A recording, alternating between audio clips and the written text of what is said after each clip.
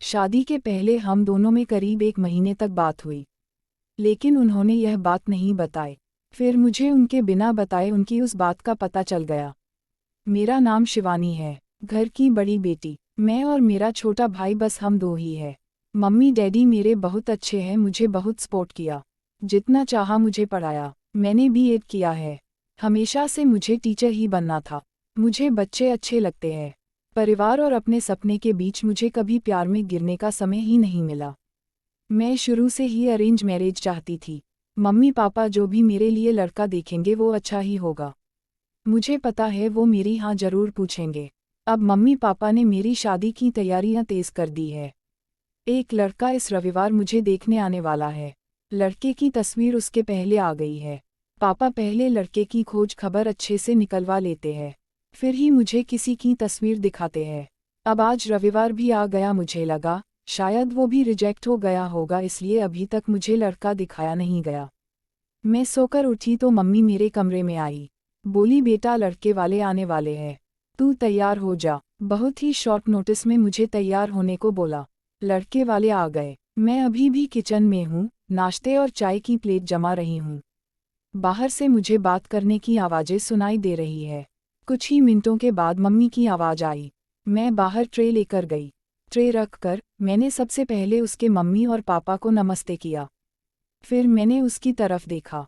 सच बोलूं तो लड़का बहुत स्मार्ट था। सिंपल शर्ट और जीन्स में आया था। चेहरे पर एक मासूमियत थी।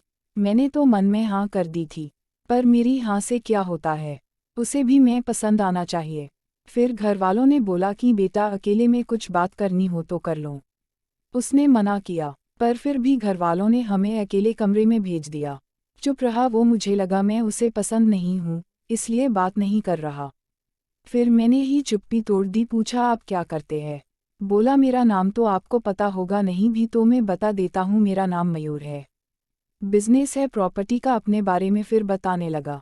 कुछ देर हमारी बात हुई, फिर बाहर से मम्मी की आवाज़ आ गई। बड़ों में बात हुई और रिश्ता तय हो गया। उसके घरवाले जल्द ही शादी करना चाहते थे, पिताजी ने अपनी खोज कर ली थी, इसलिए शादी 1 महीना बाद ही तय हो गई। इस दौरान मैंने मयूर का नंबर लेकर उससे बात करना चाही। मुझे लगा कि वो थोड़े शर्मिंदे हैं, इसलिए मैंने ही पहल की। करीब 1 महीने हम में बहुत बात हुई और प्यार वाली फीलिंग क्या होती है यह मुझे पता चल गया। फिर हमारी शादी का दिन आ गया और मैं अंदर ही अंदर बहुत खुश थी। मम्मी पापा को छोड़ जाने का गम तो था, लेकिन मुझे लगा कि मुझे सही जीवन साथी मिल गया है। सुहागरात आ गई। मैं थोड़ी घबराई हुई बैठी थी बेड पर। वो आए और मेरी तरफ देखा। मैंने भी हल्की सी स्माइल पास की। मयूर ने कुर्ता पहन रखा था। वो थोड़े घबराए लग रहे थे। मुझे लगा जैसे मैं नर्वस हूँ, शायद वो भी इसी तरफ होंगे। मयूर अब बाथरूम गए और कुर्ता चेंज करके आए। फिर मयूर आकर बोले कि बहुत थक गई होंगी शायद, आज आराम कर लो। मुझे लगा वो भी थके हैं, इसलिए मैंने ज़्यादा सवाल जवाब नहीं किए। अगली सुबह वो बाथरूम में फ्रेश होकर नहाकर और कपड़े भी अंदर ही चेंज करके आए। मुझे थोड़ा अजीब लगा, फिर मैंने सोचा शायद उनकी यह आदत होगी। अगली रात फिर आई और मयूर ने फिर ऐसा ही किया। अभी तक वो मेरे पास भी नहीं आए थे। अब मुझे लगा कि मयूर कुछ छुपा रहे हैं, क्योंकि उसके चेहरे पर साफ दिखाई दे रहा है। अगली रात जब वो बाथरूम से कपड़े चेंज करके आए तो मैंने उन्हें टोक ही दिया। आप क्या छुपा रहे हैं?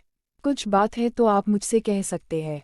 वो बोले बात तो है, जल्द ही तुम्हें पता चल ही जाएगी, पर तुम्हें शायद बुरा लगेगा। मैंने बोला आप नहीं बताएंगे तो ज़्यादा बुरा लगेगा। उन्होंने अपना शर्ट खोला और फिर उसे कुछ कहना नहीं पड़ा, मैं खुद ही समझ गई। उसके चेस्ट पर एक लड़की के नाम का टैटू था, रिया।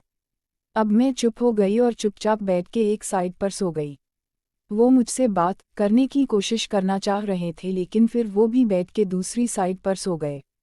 अगले दिन मेरा मुंह उतरा हुआ था। मुझे इस बात का ज़्यादा दुख था कि उसने मुझसे यह बात छिपाई। हाँ, हमें कम समय मिला, लेकिन फिर भी इतना समय था कि वो मुझे बता सकते थे। अगली रात वो फिर कमरे में आए। उसके आने के पहले ही मैं बेड के साइड पर सो चुकी थी। उन्होंने मुझे मेरी बाह पर हाथ लगाया और बोला तुम चाहो तो हम बात कर सकते हैं। मैंने बोला अब क्या बताओगे? वो बोले कि मैं उस लड़की से प्यार करता था, लेकिन रिया को हमेशा से विदेश में शिफ्ट होना था, इसलिए जब उसे मौका मिला तो वो चली गई। मैंने पूछा वो तुम्हें छोड़कर किसी और के साथ चली गई? वो बोले हाँ, मैं चाहता तो यह टैटू को साफ करवा लेता, लेकिन मैंने सोचा पहले तुम्हें बताऊंगा। तुम्हारी बातों से मुझे लगा था कि तुम समझोगी। फिर वो चुप हो गए। मैंने बोला तुम मुझे शादी के पहले भी बता सकते थे। वो बोले अगर मैं बताता तो क्या तुम शादी नहीं करती, और अगर अब भी तुम जाना चाहो तो जा सकती हो। मैं वही करूंगा जो तुम्हें अच्छा लगे। उस रात मेरा गुस्सा पता नहीं कहाँ चला गया, लेकिन थोड़ा डर भी था, कहीं फिर से झूठ तो नहीं बोल रहे मासूम शक्ल बनाकर। मैंने कुछ जवाब नहीं दिया। लगभग 3 महीने तक हमारी बात नहीं हुई। मैं भी अपने पापा की तरह उनकी परीक्षा ले रही थी। फिर एक रात मैंने उससे पूछा उस लड़की से ज़्यादा प्यार करोगे मुझे? वो बोले वो तो उसी रात हो गया था, जब तुमने सच सुनने के बाद मुझे माफ़ कर दिया था। मैंने बोला मैंने कब बोला कि मैंने माफ़ कर दिया? वो बोले तो अब बोल दो। उनकी मासूम शक्ल ने मुझे उसके गले लगने पर मजबूर कर ही दिया। मुझे सच में अच्छा पति मिला है। आखिर अच्छे लोगों के साथ अच्छा होता है। तभी इनको रिया नहीं मिली। Thanks for watching.